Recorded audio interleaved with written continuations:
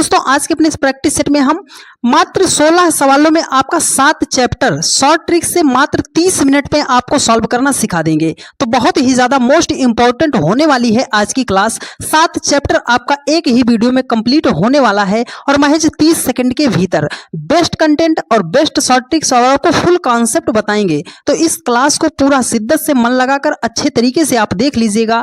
एक भी प्रश्न आज के बाद इन चैप्टरों का आपका गलत नहीं होगा, लेकिन आपको बहुत ही ध्यान पूर्वक देखना और समझना पड़ेगा। तो कॉपी और कलम के साथ बैठिएगा। सभी एग्जाम की दृष्टि से यह प्रैक्टिस सेट बहुत ही ज्यादा इंपॉर्टेंट है। तो पूरी क्लास को आप ध्यान से देखने का प्रयास कीजिएगा और समझाने की जिम्मेदारी हमारी है। तो चलिए ज्यादा देरी न करते हुए क्लास को शुरू करते हैं और एक बेहतर अंदाज में आपको सवालों को सॉल्व करने का बेहतरीन तरीका सिखाते हैं। तो देखो हमारे सामने ये पहला क्वेश्चन दिया गया है।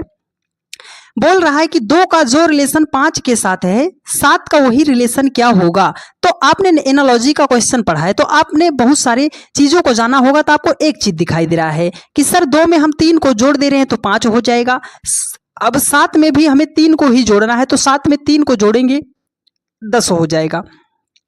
पर देखिए सर 10 हमारा किसी ऑप्शन में नहीं दिया गया है। अब आप लोगों के दिमाग में एक बात ये और आएगी कि सर 2 को 2 से मल्टीप्लाई कर देंगे 4 हो जाएगा, उसमें 1 जोड़ देंगे तो 5 हो जाएगा। तो चलो डियर फ्रेंड्स यहाँ पर 7 है, 7 को 2 से मल्टीप्लाई करोगे 14 और उसमें 1 जोड़ दोगे तो 15 हो जाएगा। अरे सर 15 भी तो ऑप्शन में नहीं दिया गया है। अब क्या करेंगे? अब कुछ लोगों के दिमाग में एक बात और आएगी कि सर 2 का स्क्वायर कर देते हैं तो 4 हो जाएगा, उसमें 1 जोड़ देते हैं तो 5 हो जाएगा। चलो डियर फ्रेंड्स यहाँ पर 7 है, 7 का अगर हम स्क्वायर करते हैं तो 49 हो जाएगा और उसमें 1 जोड़ देंगे तो 50 हो जाएगा। जितना तरीका आप लगा सकते थे आपने लगाया, लेकिन किसी भी तरीके से आपका राइट आंसर नहीं आया ना। तो आज हम आपको एकदम जीरो लेवल से समझाने का प्रयास कर रहे हैं। तो पूरी वीडियो को आप बहुत ही ध्यानपूर्वक देखने और समझने का प्रयास जरूर कीजिएगा। देखो डियर फ्रेंड्स, आपने हर वो संभव प्रयास किया इस क्वेश्चन को सॉल्व करने के लिए, लेकिन आपसे नहीं बना। तो ये बनेगा कैसे सर? देखो इसके लिए आपको जरूरी है कि नंबर एनालॉजी की प्रॉपर्टी पता होनी चाहिए। ठीक है, प्रॉपर्टी में क्या है सर? पहली प्रायोरिटी हम जो देते हैं वो देते हैं डियर फ्रेंड्स प्राइम नंबर को। ठीक है, दूसरी प्रायोरिटी जो देते हैं हम किसको देते हैं? स्क्वायर को देते हैं। तीसरी प्रायोरिटी जो देते हैं हम किसको देते हैं? क्यूब को देते हैं। और चौथी प्रायोरिटी जो देते हैं हम डिवाइड को देते हैं। पांचवी प्रायोरिटी मल्टीप्लाई को।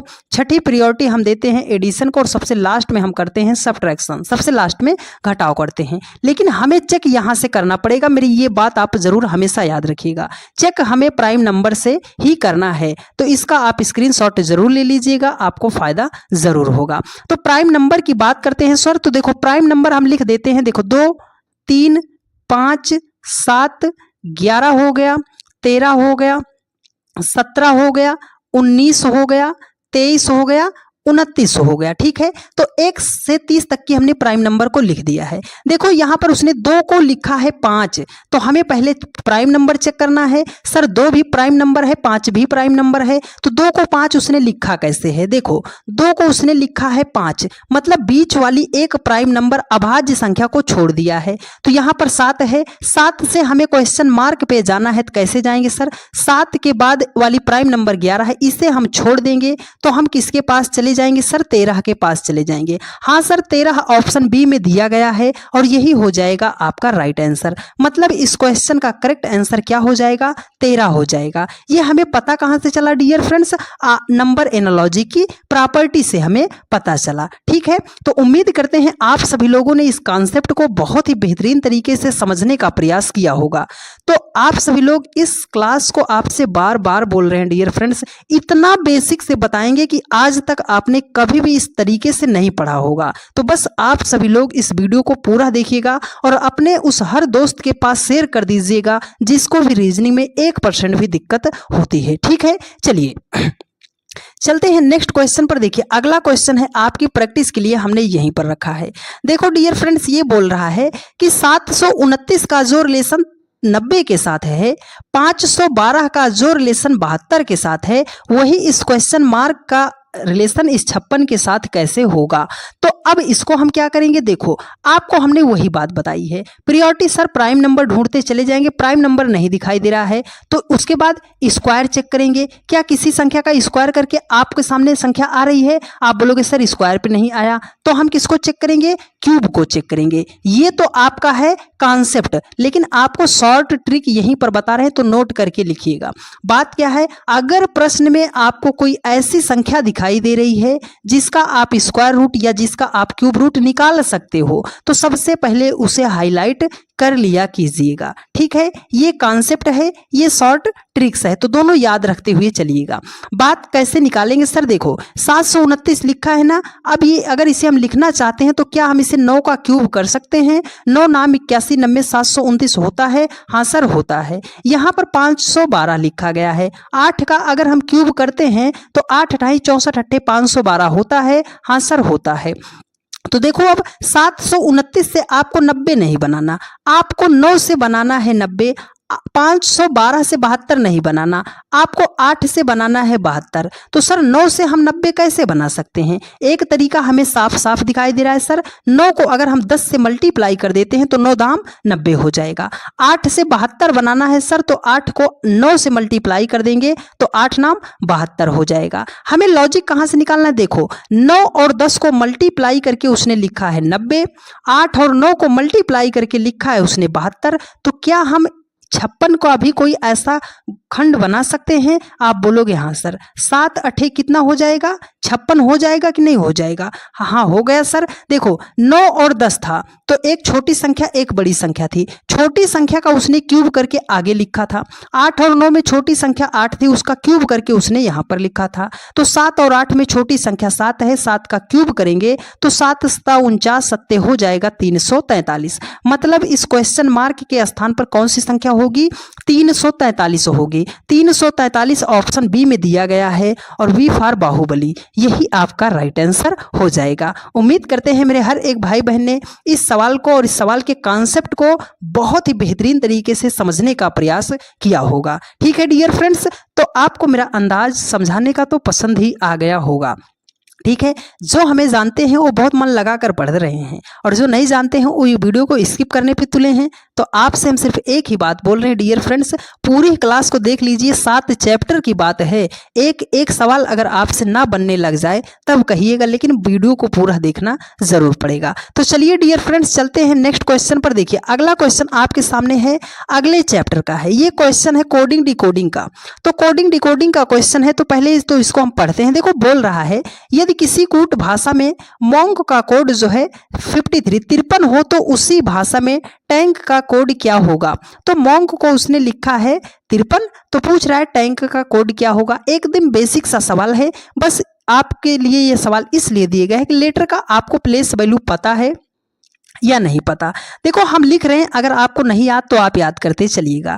यम का प्लेस वैल्यू होता है 13, ओ का प्लेस वैल्यू होता है 15, यन का प्लेस वैल्यू होता है 14, के का प्लेस वैल्यू होता है 11 होता है। 13 15 14 11 से हमें कितना बनाना है सर, 53। बहुत बड़ी संख्या तो नहीं बनाना, जब बड़ी संख्या नहीं बनाना है तो हम कर देते हैं इनको प्लस, इनको क्या कर देते हैं प्लस कर देते हैं। तो 15 14 29, 29 11 कितना हो जाएगा 40, 40 13 कितना हो जाएगा 53 हो जाएगा। यहाँ पर 53 ही लिखा है, मतलब लेटर जो है लेटर का प्लेस वैल्यू लिखेंगे और सबको ऐड कर ले रहे हैं, तो जो कोडित किया गया है वह हमें मिल जा रहा है। तो सेम लॉजिक आपको टैंक के साथ लगाना है। देखो टी का प्लेस वैल्यू होता है आपका 20, ए का प्लेस वैल्यू 1 होता है, यन का 14 होता है, के का आपका 11 होता है। तो सबको सिंपल सा क्या करना है, ऐड करना है सर, ऐड कर लेते हैं। देखो 14 1 15, 15 20 आपका कितना हो जाएगा 15 20 कितना हो जाएगा आपका 35, 35 1 36 10 कितना हो जाएगा 46 हो जाएगा। मतलब अगर हम टैंक के प्लेस वैल्यू को सबको क्या करते हैं ऐड करते हैं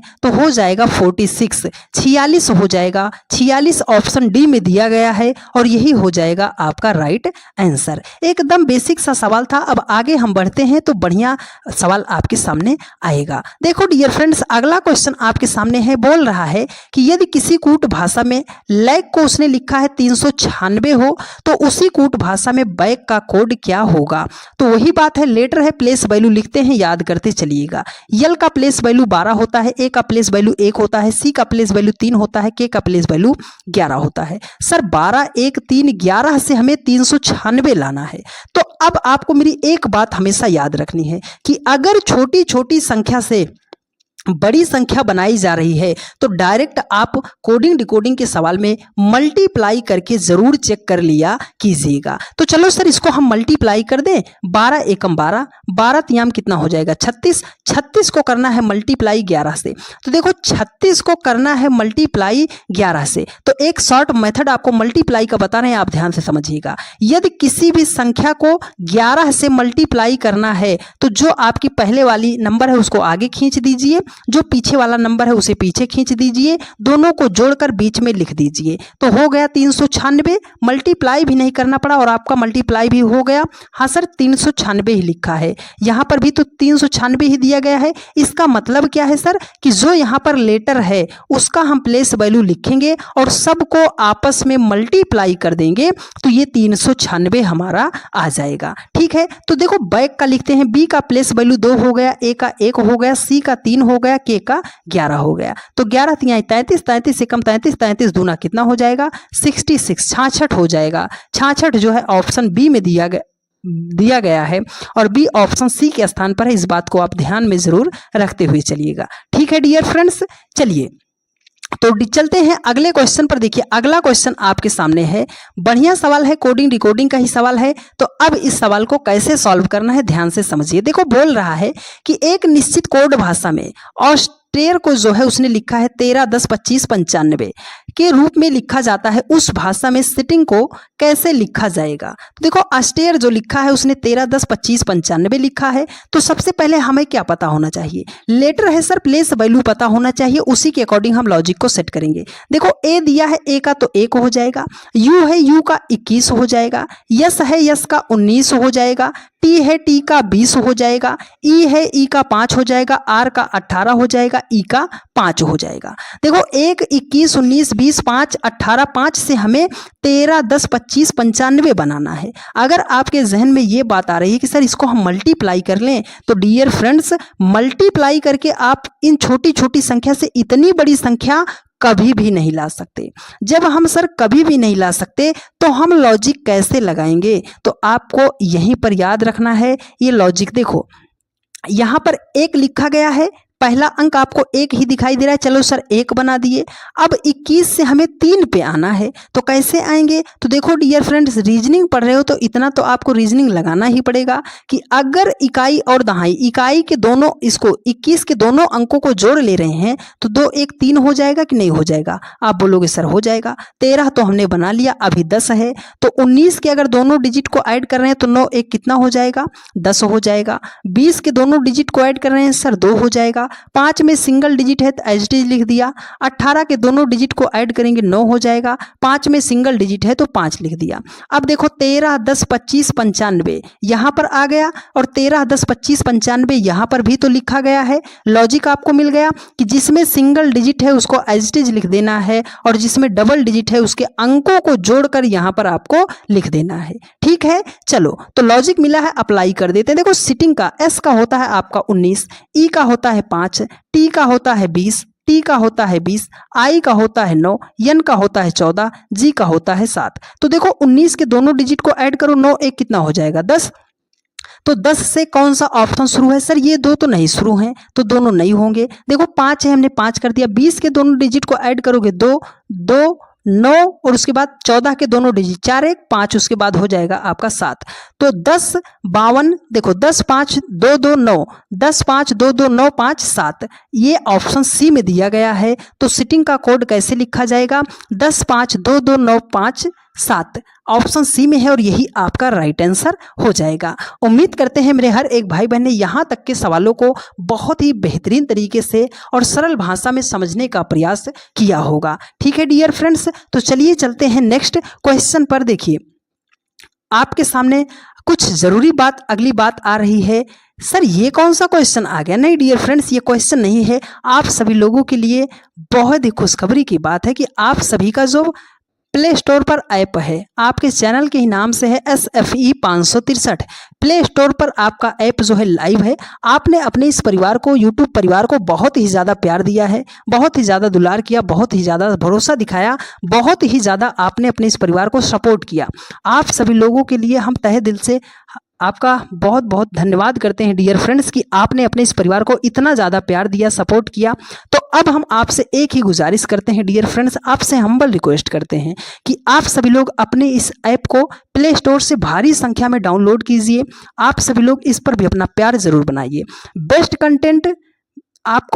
कंटेंट आपको यहाँ ऐप पर एकदम मिनिमम प्राइस में SFE 563 पे आप सभी लोगों के लिए एकदम बेहतरीन बैच, रीजनिंग का फाउंडेशन ऐसा बैच लाएंगे कि एक ही बैच से आप इंडिया के ऑल वनडे किसी भी एग्जाम को क्वालिफाई कर पाओगे और महज आप 1 महीने के रिचार्ज से भी कम दाम पर। ठीक है, तो आप सभी लोग अभी डाउनलोड कर लीजिए SFE 563 ऐप को और मोबाइल नंबर डाउनलोड करके आप सभी लोग लॉगिन करके अभी से रखिए।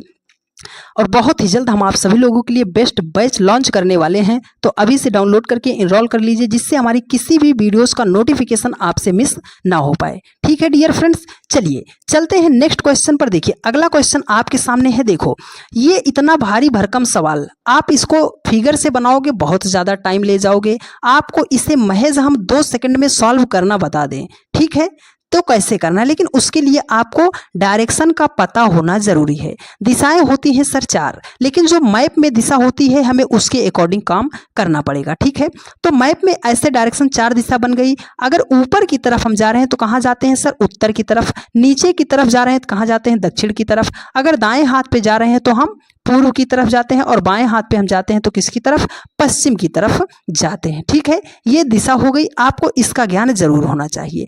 अब देखो बोल रहा है कि एक लड़का उत्तर की ओर चलना प्रारंभ करता है। वो लड़का इसी दिशा में जा रहा है, ठीक है, उत्तर की तरफ जा रहा है। उसके बाद वह दाएं मुड़ता है, फिर बाएं मुड़ता है, उसके बाद वह फिर बाएं मुड़ता है और उसके बाद दाएं मुड़ता है। अंत में वह फिर दाएं मुड़ता है। तो अब वह लड़का किस दिशा में जा रहा है? जब भी आपके सामने ऐसा प्रश्न आता है और उसमें केवल दिशा की बात की गई है, तो आपको ये पता होना चाहिए कि वो लड़का मुड़ा कितनी बार है। वो 2 ही बार मुड़ेगा, या तो लेफ्ट मुड़ेगा या तो राइट मुड़ेगा। ठीक है, तो यहां से एक बात आपको नोट करनी है। देखो चलना प्रारंभ करता है, यहां तक हमें बात ठीक है। सर बोल रहा है उसके बाद वह दाएं मुड़ता है। दाएं मुड़ता है कि मतलब राइट साइड मुड़ता है। फिर वह बाएं मुड़ता है, बाएं मुड़ने का मतलब लेफ्ट साइड मुड़ता है। फिर वह बाएं मुड़ता है, देखो बाएं मुड़ता है, फिर से बाएं मुड़ता है मतलब लेफ्ट मुड़ गया। उसके बाद वह दाएं मुड़ता है मतलब राइट मुड़ गया। अंत में वह फिर से दाएं मुड़ता है मतलब राइट साइड मुड़ जाता है। तो बोल रहा है कि अब वह लड़का किस दिशा में जा रहा है। तो आपको सिंपल सा करना है, अगर एक दायां है दूसरा बायां है तो इसको आपको कट कर देना है। एक लेफ्ट है एक राइट है तो आपको कट कर देना है। ये बचा आपके सामने राइट। राइट का मतलब क्या है, दायां है। क्या है, दायां है। वो व्यक्ति ऊपर की दिशा में यहीं जा रहा था उत्तर की तरफ, वो दाएं मुड़ेगा तो मतलब दाएं हाथ की तरफ मुड़ेगा। और जब दाएं हाथ की तरफ मुड़ेगा तो उसके सामने कौन सी दिशा आ जाएगी सर, पूर्व आ जाएगी। पूर्व जो है किस दिशा में है, ऑप्शन ए में दिया गया है, और यही हो जाएगा आपका राइट आंसर। जब कभी भी ऐसा प्रश्न आता है तो आपको लेफ्ट राइट से लगा के क्वेश्चन को बेहतरीन तरीके से सॉल्व कर देना है। ठीक है, आपकी प्रैक्टिस के लिए हमने और सवाल रखे हैं, तो ध्यानपूर्वक इसको, इस टाइप को आप जो है समझ लीजिएगा। देखो बोल रहा है कि अनिल, हमने पहले यहीं से देखा, अब वह किस दिशा में चल रहा है, हमें डायरेक्शन ज्ञात करना है। देखो बोल रहा है कि एक रोज अनिल पूर्व की ओर 30 मीटर चलता है। वो किस दिशा में चल रहा है सर, ऐसे डायरेक्शन है, वो पूर्व की ओर जा रहा है। ठीक है, अब देखो वो बोला कि उसके बाद बाएं मुड़कर, कितना बाएं मुड़ गया, बाएं मुड़कर 28 मीटर जाता है। तो जब वो दिशा पूछ रहा है तो हमें इस नंबर से कोई मतलब नहीं है। उसके बाद दाएं मुड़कर 32 मीटर जाता है, दाएं मुड़ गया 32 मीटर चला गया। उसके बाद बाएं मुड़कर 25 मीटर जाता है, लेफ्ट मुड़ गया। उसके बाद दाएं मुड़कर फिर जो है 31 मीटर जाता है, दाएं मुड़कर 31 मीटर जाता है। अंत में दाएं मुड़कर 25 मीटर जाता है, अंत में दाएं मुड़कर 25 मीटर जाता है। देखो एक लेफ्ट मिल गया दूसरा राइट, एक लेफ्ट मिल गया दूसरा राइट, तो बचा आपके सामने केवल राइट। राइट का मतलब क्या है सर, दायां है। क्या है, दायां है। वो पूरब की तरफ था तो दायां उसका किस दिशा में होगा सर, इसी दिशा में होगा। उसका मुख अब इस दिशा में है। इस दिशा को हम बोलते क्या है, किसके अकॉर्डिंग, आपको मैप के अकॉर्डिंग। तो इस दिशा में हमारा सर हमें पता है दक्षिण होता है, तो अब वह किस दिशा की ओर चल रहा है सर? दक्षिण दिशा की ओर चल रहा है। दक्षिण जो है ऑप्शन डी में दिया गया है और यही हो जाएगा आपका राइट आंसर। उम्मीद करते हैं मेरा ये तरीका आपको बहुत ही बेहतरीन तरीके से समझ में आया होगा और आपको पसंद भी जरूर आया होगा। ठीक है, तो यदि आपको पसंद आया है तो आप सभी लोग एक बार थम्स अप करके जरूर भेजिए कि हाँ सर हमें ये बात जो है बिल्कुल समझ में आ गई है। देखो अगला क्वेश्चन आपके सामने है प्रैक्टिस के लिए। देखो बोल रहा है विवेक अब किस दिशा में जा रहा होगा। तो हमें जैसे ही देखा कि दिशा में जा रहा है तो हमें सिर्फ मतलब है लेफ्ट और राइट से। देखो बोल रहा है विवेक उत्तर दिशा की ओर 25 मीटर चलता है। सर हमने ग्राफ को ड्रा कर लिया, वो उत्तर दिशा की तरफ जा रहा है तो हमने उत्तर दिशा को हाईलाइट कर लिया। देखो बोल रहा है उसके बाद दाएं मुड़कर 20 मीटर जाता है। वो पहले दाएं मुड़ा फिर 20 मीटर गया, उसके बाद फिर वह बाएं मुड़कर बाएं मुड़ गया, हमें इससे मतलब है। ठीक है, उसके बाद वह दाएं मुड़ता है, फिर से वो राइट चला गया और 28 मीटर जाता है, फिर बाएं मुड़ता है, फिर वो क्या हो गया लेफ्ट मुड़ गया और 20 मीटर जाता है। अंत में दाएं मुड़कर 18 मीटर सीधा जाता है। दाएं का मतलब राइट साइड हो गया, तो एक राइट दूसरा लेफ्ट, एक राइट दूसरा लेफ्ट, बचा हमारे सामने क्या सर? राइट। राइट का मतलब क्या हो गया? दायां बच गया। तो उसका मुख जो है उत्तर की तरफ था, अगर वो दाएं दिशा में मुड़ेगा तो सीधा आके कहाँ पहुंचेगा सर? इस दिशा में। इस दिशा को हम क्या बोलते हैं सर? पूर्व बोलते हैं। तो पूर्व जो है ऑप्शन ए में दिया गया है और यही हो जाएगा आपका राइट आंसर। उम्मीद करते हैं आप सभी लोगों को मेरा ये तरीका बहुत ही शानदार तरीके से समझ में आया होगा। ठीक है डियर फ्रेंड्स, तो चलिए अब चलते हैं नेक्स्ट चैप्टर पर कि अब इस टाइप का सवाल तो हमारा सर नहीं गलत होगा, अब हमें दूसरा टाइप का सवाल आप बता दीजिए। देखो सबसे ज्यादा आप लोग इसी सवाल को गलत करते हो। गलत किसको करते हो सर? गलत होता है हमारा सवाल सर ब्लड रिलेशन में इशारा इशारों वाला सवाल है ना। इशारे इशारे करने में हमने मार भी बहुत ज़्यादा खाया है ना। तो लेकिन आज के बाद आपका इशारे इशारों वाला सवाल तो गलत नहीं होगा, कभी भी नहीं गलत होगा। बस मेरा एक वर्ड याद रखिएगा कि जब भी ब्लड रिलेशन का क्वेश्चन आता है आप इसको अपने रिश्तों पर लेकर सॉल्व कीजिएगा, लेकिन GF वाले रिश्तों पर नहीं, अपने पारिवारिक रिश्तों पर लेकर सॉल्व कीजिएगा। ठीक है, चलो देखो बोल रहा है एक महिला की तरफ संकेत करते हुए मीरा बोली, वो मेरे ससुर की इकलौती पुत्री है। वह महिला मीरा मतलब मीना से कैसे संबंधित है? तो आपको क्या करना है, देखो आपको कुछ जरूरी बातें बता दे रहे हैं। अगर मेल की बात करेगा, पुरुष की बात करेगा तो उसे हम प्लस साइन से दर्शाएंगे, फीमेल की बात करेगा तो उसे हम माइनस साइन से दर्शाएंगे, कहीं पर विवाहित जोड़ा मिलेगा तो उसे डबल बॉन्ड से दर्शा देंगे। इतनी बात पता है। देखो अब कुछ एक जरूरी बात, ये मान लो आप हो, जैसे बोला पिता, तो आपके पिता या किसी के पिता, पिता बोलेंगे तो हमेशा ऊपर की साइड आप जाना, दादा बोलेंगे तो मतलब पिता का पिता यही होता है दादा। अब ये आप हो, उसने बोल दिया बेटा, जैसे ही बेटा का नाम सुनना तुरंत नीचे चले जाना। इतनी बात आपको पता है। ये आप हो, जैसे बोला चाचा, तो सर चाचा तो हमारे पिता के भाई होंगे, ऊपर चले जाएंगे। इतनी बात अगर आपको पता है डियर फ्रेंड्स, तो हम आपको भरोसा दिलाते हैं कि आपका एक भी सवाल गलत नहीं होगा। देखो अब इस सवाल को हम बना देते हैं। देखो बोल रहा है कि एक महिला की तरफ संकेत करते हुए मीना बोली। कौन बोल रहा है? मीना बोल रही है, तो हमने मीना को यहीं पर लिख लिया। ठीक है, मीना को यहीं पर लिख लिया। वो मेरे ससुर की इकलौती पुत्री है। वो महिला की तरफ संकेत करते हुए कह रही है कि वो मेरे ससुर। कौन बोल रहा है? मीना। किसके ससुर? मीना के ससुर। तो मतलब मीना की किसी से सॉरी डियर, मीना की किसी से शादी हुई रही होगी, मीना की किसी से शादी हुई रही होगी और शादी हुई है, और जिस लड़के से शादी हुई है जो उसका पिता है, जो लड़के का पिता है वही तो मीना का ससुर होगा। इतना तो आपको पता होना चाहिए। देखो ये मान लो आप हो या आपके पति हैं और आपके पति के जो पिता है वही तो आपके ससुर होंगे। आप बोलोगे हाँ सर। ठीक है, अब देखो कह रहा है वो मेरे ससुर की इकलौती पुत्री है। ये मेरे ससुर हो गए, उनकी इकलौती पुत्री है। कौन? वो महिला। कौन?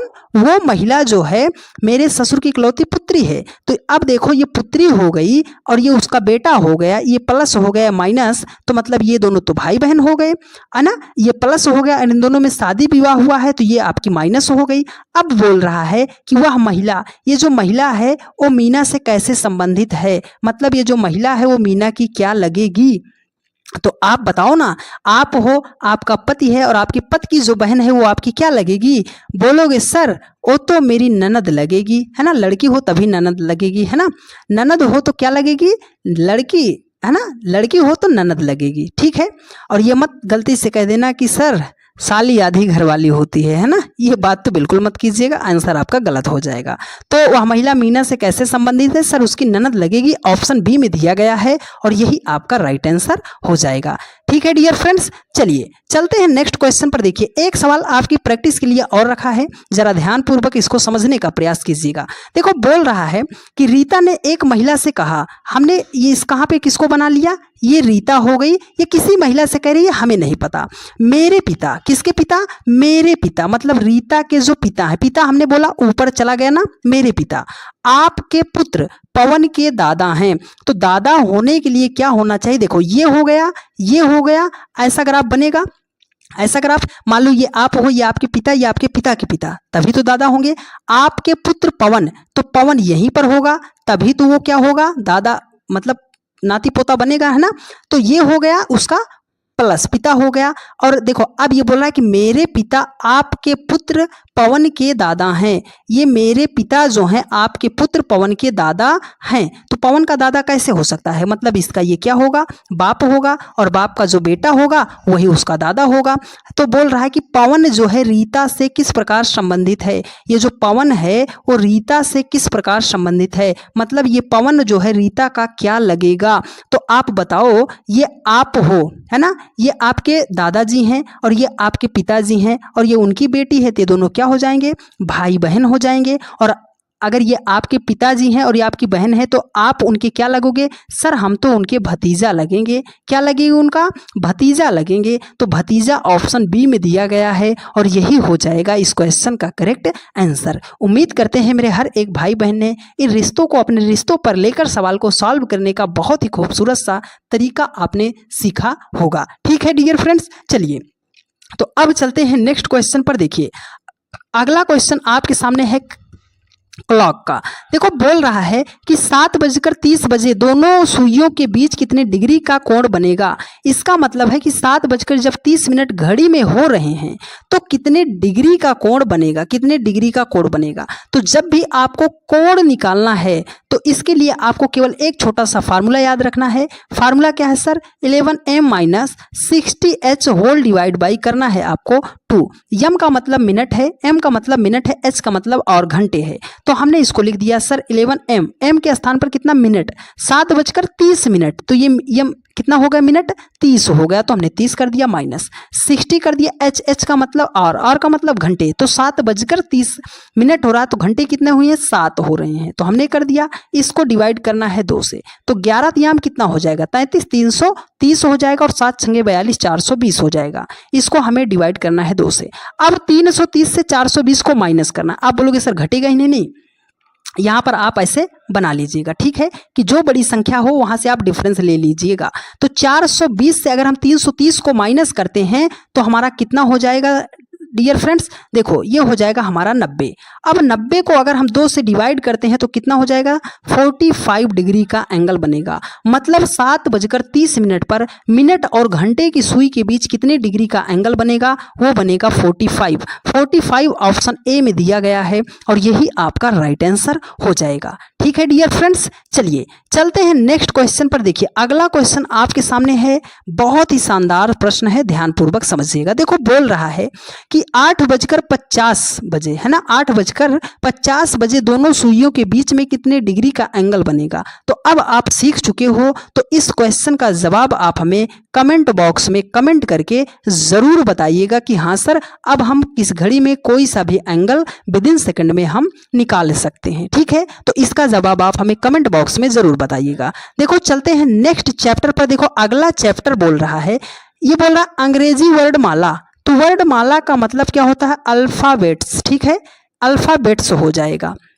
तो अल्फाबेट का हम इसको कैसे लिखते हैं, अंग्रेजी वर्णमाला का मतलब क्या हो गया कि ABCD, ये कहाँ तक ऐसे लिखा गया है, Z तक लिखा गया है। कहाँ तक लिखा गया है, Z तक लिखा गया है। किधर से लिखा गया है, बाएं से लिखा गया। तो ये बायां हो जाता है, ये दायां हो जाता है। तो बाएं से दाएं की तरफ जा रहा है तो गिनती कैसे चलेगी, 1 2 3 4 5 6 7, कहाँ तक जाएगी, 26 तक। इतनी बात आपको याद रखना है। अगर वो बाएं से दाएं की तरफ जा रहा है तो मतलब ABCD क्रम लिखा है। अगर वो दायां बोल देता तो इसका मतलब पहले Z को लिखा है, फिर Y को लिखा है, उसके बाद x को ऐसे करके लिखा है, ठीक है, अगर वो दायां बोलेगा तब, ठीक। चलो तो देखो बोल रहा है अंग्रेजी वर्णमाला में बायां, बायां क्या होता है सर, लेफ्ट हो जाएगा, और उसके बाद दायां, लेफ्ट हो गया, एक राइट हो गया। बाएं से किस नंबर पे है सर, 15 नंबर पे है। दाएं से किस नंबर पे है सर, 5 नंबर पे है। अगर एक लेफ्ट है एक राइट है, तो अगर ये विपरीत मिल रहा है, एक लेफ्ट एक राइट, तो दोनों को सिंपल सा ऐड कर लेना है। तो 15 और 5 को जब हम ऐड करेंगे तो हम पहुंच जाएंगे 20 पे। 20 पे हमारा कौन सा लेटर आता है, आप बोलोगे सर टी आता है। ये लिखा कहां से गया है, देखो बाएं से, इसका मतलब ए से लेकर जेड तक लिखा गया है। तो ए से अगर हमें जेड तक जाना है तो 20वां अक्षर हमारा कौन सा मिलेगा, आप बोलोगे सर टी मिलेगा। टी जो है ऑप्शन बी में दिया गया है, और यही हो जाएगा इस क्वेश्चन का राइट आंसर, ठीक है। एक सवाल को बताने में हमने समय लिया थोड़ा सा, लेकिन अगला सवाल आप विद इन सेकंड में सॉल्व कर दीजिएगा, ठीक है, क्योंकि कॉन्सेप्ट भी आपको बता ही रहे हैं, ट्रिक्स भी आपको बता रहे हैं, तो आपको सवाल सॉल्व करने में क्या ही हर्ज है। देखो अगला क्वेश्चन वही बोला कि अंग्रेजी वर्णमाला में बाएं से 21वां, अब हम सिर्फ इतना पकड़ेंगे, लेफ्ट से 21 नंबर, और यहां पर भी बोल दिया सर लेफ्ट में वो 6 नंबर पे है। अगर वो बायां बायां बोल दिया, ये लेफ्ट राइट होता, अगर एक बायां होता एक दायां होता, तो अब तो हम उसको प्लस करते, लेकिन अगर वो बायां बायां मिल जाएगा या दायां दायां मिल जाएगा, समान मिलेगा तो हमें माइनस करना है, ये आपको याद रखना है। तो 21 से अगर हम 6 को माइनस करेंगे तो हम पहुंचेंगे कहां पर, 15 पर पहुंचेंगे, और 15 पे हमारा कौन सा लेटर आता है, तो सर 15 पे हमारा तो आता है ओ, देखो बाएं से लिखा गया है, इसका मतलब ए से जेड की तरफ गया है, तो अगर ए से हम जेड की तरफ ऐसे चलना शुरू करते हैं 1 2 3 4 करके, तो 15वां अक्षर हमारा कौन सा आएगा, ओ आएगा।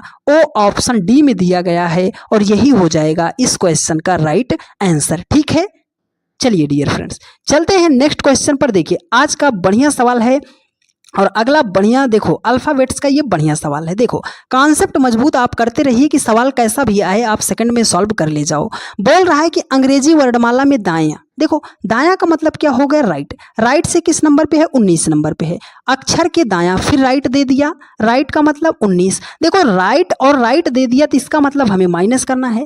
देखो समान मिल गया ना, दायां अगर बायां होता, एक दायां एक बायां होता तो जोड़ लेते, दोनों दायां दायां है इसलिए हम माइनस कर देंगे। तो हम पहुंचेंगे कहां पर, हम पहुंचेंगे सर 10 पे। 10 पे कौन सा लेटर आता है, जे आता है। जे तो ऑप्शन ए में दिया गया है, तुरंत आप यहीं पर टिक कर दोगे और यहीं पर आपका राइट आंसर गलत हो जाएगा। याद रखिएगा यहीं पर आपको कंफ्यूजन क्रिएट करेगा, क्योंकि आपने इस वर्ड को जो है बहुत ही ध्यानपूर्वक नहीं पढ़ा। देखो वो बोल रहा है कि दाएं से, इसका मतलब क्या है, दाएं से।